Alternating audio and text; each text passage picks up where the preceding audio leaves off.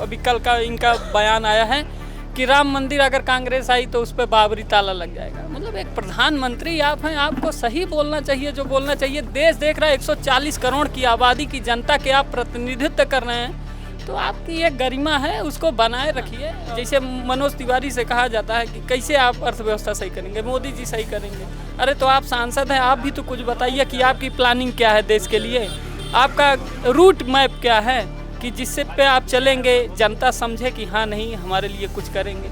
जनता आप समझदार हो। कैसी हुई? ये बताइए कि मोदी की गारंटी 15 लाख नहीं थी, हैं? 2 करोड़ रोजगार 10 साल हो गया, पर साल 2 करोड़ रुपये 2 करोड़ रोजगार बोले थे, तो उस हिसाब से 10 दूना 20 करोड़ रोजगार उनको देना चाहिए था। लेकिन वही बता रहे हैं कि हमने अभी तक 10 सालों में 30 लाख ही रोजगार दे पाए हैं। अब आप बताइए उनकी कौन सी गारंटी आप मान सकते हैं? आज अखबार का हर पृष्ठ उठाइए, अभी अमर उजाला उठा लीजिए, फ्रंट पेज जो कवर पेज होता है अमर उजाला का, कोई भी अखबार का फ्रंट पेज होता है, पहली उन्हीं की फोटो होती है।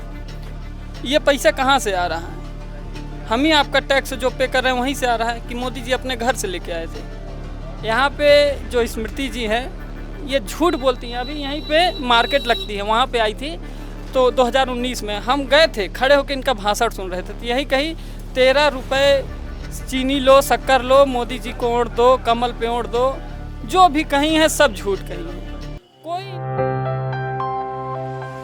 अमेठी का पहले तो माहौल जानेंगे, उससे पहले जान लेते हैं कि शिक्षा और रोजगार को लेकर वर्तमान सरकार कितना कार्य की है। आप कितना खुश हैं वर्तमान सरकार से? देखिए, according to NEP national education policy के तहत 2020 में जो वो केंद्र सरकार ने लागू किया, अभी तक वो लागू नहीं हो पाया, 4 साल हो गया। और जिस हिसाब से BTC B.Ed का कोर्ट में या सरकारें अवहेलना कर रही हैं, उसमें आ रही हैं, ये सही नहीं है। और रही बात रोज़गार की, तो रोज़गार कोई पैदा नहीं हो रहा है, बल्कि जो रोज़गार थे वो रोज़गार छीन रहे हैं। और मैनिफेस्टो पे आ जाते हैं तो 70 पेज का मैनिफेस्टो है। हम TGT सोशल साइंस के टीचर हैं CBSE बोर्ड में। 70 पेज का मैनिफेस्टो है मोदी जी का, जिसमें से आप 45 फ़ोटो उनकी है। मैनिफेस्टो में कहीं विकास का मुद्दा नहीं है। आज भी 3 फेज़ के चुनाव हो चुके हैं, लेकिन सिर्फ मोदी जी यही कह रहे हैं बाबरी में ताला लग जाएगा, मंगलसूत्र छीन लेंगे। मतलब एक प्रधानमंत्री 10 साल जो प्रधानमंत्री, इतने बड़े लोकतंत्र, सबसे बड़ा डेमोक्रेटिक कंट्री इंडिया है पूरे 216 देशों में, कहना चाहिए कि हम ये करेंगे, वो करेंगे, ये किए हैं, अगली बार ये करेंगे। मतलब अपनी वो करना चाहिए। जैसे राहुल गांधी जी कांग्रेस के हैं, लीडर हैं, कर्नाटक में सरकार बनी, जो वादा किया वहाँ पे निभाए। हिमाचल प्रदेश में सुखबिंदर सिंह की सरकार बनी, वहाँ पे जो वादा किया निभाए। मध्य प्रदेश में 1 ही साल की सरकार थी, कमलनाथ जी थे वहाँ पे, जो वहाँ पे वादा किए हैं वो निभाएं। तो उनके मैनिफेस्टो में जो ये 30 लाख की नौकरी का है, और जो ये आपका 5 करोड़ हर एक ब्लॉक पे इम्प्लीमेंट रुपया किया जाएगा, जिससे कि ब्लॉक लेवल पे एक रोज़गार पैदा हो। जो भी थोड़ा बहुत BA MA करके रोज़गार अपने गांव में चाह रहे हैं, उनको रोज़गार मिले। तो इन सब मैनिफेस्टो को देख के लगता है कि कांग्रेस सरकार आ रही है। मैनिफेस्टो की बात अलग है, मोदी कह रहे हैं कि मोदी की गारंटी है, मतलब जो भी मैं बोलता हूँ वो करता हूँ, तो फिर गारंटी कैसी हुई? ये बताइए कि मोदी की गारंटी 15 लाख नहीं थी, हैं? 2 करोड़ रोजगार 10 साल हो गया, पर साल 2 करोड़ रोजगार बोले थे, तो उस हिसाब से 10 दूना 20 करोड़ रोजगार उनको देना चाहिए था। लेकिन वही बता रहे हैं कि हमने अभी तक 10 सालों में 30 लाख ही रोजगार दे पाए हैं। अब आप बताइए उनकी कौन सी गारंटी आप मान सकते हैं? अगर उनकी यही गारंटी होती हर एक चीज़ की, अपनी ज़बान से जो बोल देते, तो बहुत कुछ कहे हैं वो, उस पर अमल लाएं, निभाएं, तब तो ना आदमी देखेगा। ये लोकतंत्र है, हम लोगों को बोलने की आज़ादी, वोट देने की आज़ादी है, लेकिन इस समय लोकतंत्र सब खतरे में है। कोई बोल नहीं पा रहा है, कोई कुछ कह नहीं पा रहा है। सर, बड़े बड़े होर्डिंग नहीं देखते हैं क्या क्षेत्र में? हम तो दिल्ली से बनारस से दिल्ली तक यात्रा तय की है, यहाँ तक अमेठी आ गए, बड़े बड़े बोर्डों पे लिखा हुआ है मुफ्त राशन देने की गारंटी, मुफ्त आवास देने की गारंटी, मुफ्त सिलेंडर देने की गारंटी। तो क्या ये गारंटी धरातल पे नहीं है क्या? अच्छा ये बताइए, 2-3 चीज़ों का, आप अच्छे प्रबुद्ध पत्रकार हैं, आप मेरी 2-3 बातों का जवाब दीजिए। 1200 में सिलेंडर गया, अभी अनुराग ठाकुर जी ने कहा कि हम 400 रुपया कम कर देंगे। मतलब कि एकदम ये पढ़ा लिखा देश है, आदमी समझदार हो रहा है। आप जब चुनाव आ गया 400 रुपया सिलेंडर घटा दिए। आज अखबार का हर पृष्ठ उठाइए, अभी अमर उजाला उठा लीजिए, फ्रंट पेज जो कवर पेज होता है अमर उजाला का, कोई भी अखबार का फ्रंट पेज होता है, पहली उन्हीं की फोटो होती है। ये पैसा कहाँ से आ रहा है? हम ही आपका टैक्स जो पे कर रहे हैं वहीं से आ रहा है कि मोदी जी अपने घर से लेके आए थे। 500 करोड़ का तो सिर्फ इनका दिल्ली का मुख्यालय बना है, पैसा कहाँ से आया? कोई पूछने वाला है कि कहाँ से पैसा ये आया? तो जवाब 99 साल के लीज वाले ही बता सकते हैं ना। तो वो उनकी अलग एक यूनिवर्सिटी है जहाँ पे वो अपने ट्रेनर को तैयार करते हैं, है ना।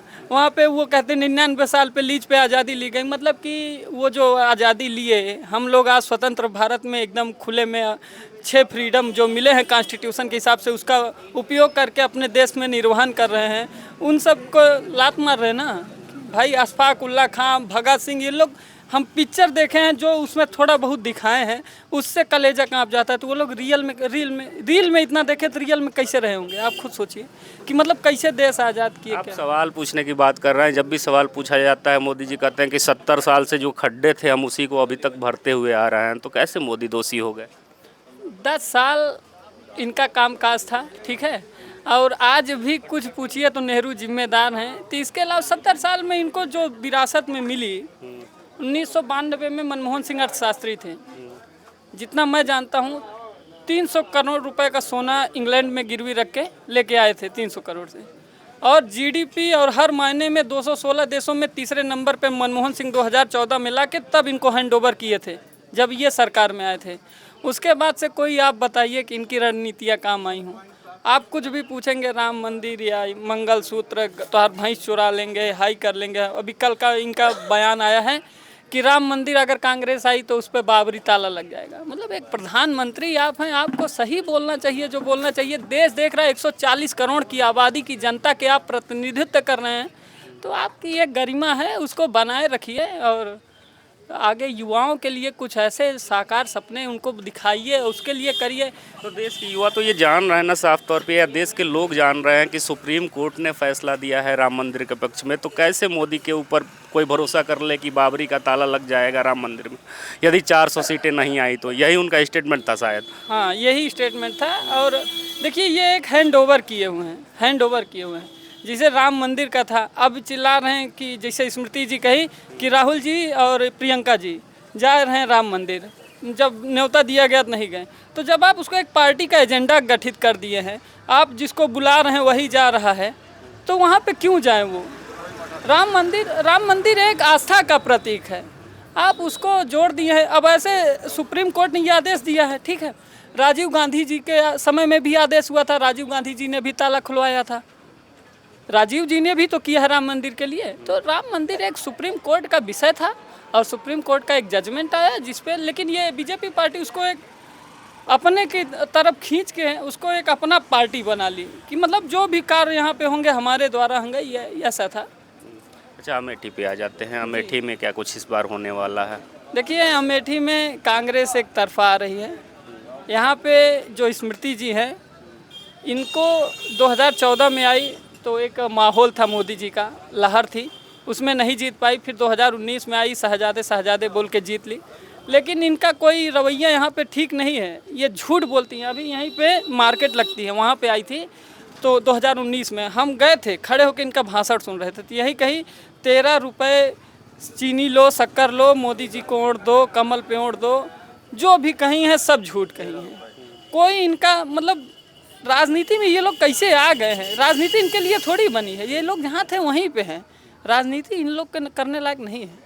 राजनीति एक अलग विषय है। अब आप गा रहे हैं, बजा रहे हैं, नाच रहे हैं, फिर आ जाएं राजनीति में, चुनाव जीत लें तो आप क्या करेंगे जनता के लिए? क्या पता है आपको राजनीति के बारे में, है ना।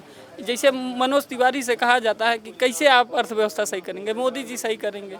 अरे तो आप सांसद हैं, आप भी तो कुछ बताइए कि आपकी प्लानिंग क्या है देश के लिए, आपका रूट मैप क्या है कि जिससे पे आप चलेंगे, जनता समझे कि हाँ नहीं हमारे लिए कुछ करेंगे। जनता आप समझदार हो गई है।